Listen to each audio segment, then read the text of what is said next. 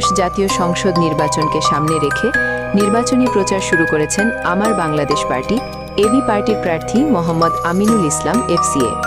নির্বাচন কমিশনের নির্দেশনা অনুযায়ী বৃহস্পতিবার ২২ জানুয়ারি থেকে আনুষ্ঠানিকভাবে প্রচার কার্যক্রম শুরু হয়। এই প্রচার চলবে আগামী ১০ ফেব্রুয়ারি পর্যন্ত। জাতীয় সংসদ নির্বাচন অনুষ্ঠিত হবে ১২ ফেব্রুয়ারি। বৃহস্পতিবার দুপুরে মোল্লাহাট মুক্তিযোদ্ধা কমপ্লেক্স প্রাঙ্গণ থেকে তিনি প্রচারের সূচনা করেন। এই সময় এবি পার্টির জেলা ও উপজেলা পর্যায়ের নেতাকর্মীরা উপস্থিত ছিলেন। প্রচারের অংশ হিসেবে আমিনুল ইসলাম স্থানীয় ব্যবসায়ী, পথচারী ও ভ্যান চালকদের মধ্যে লিফলেট বিতরণ করেন।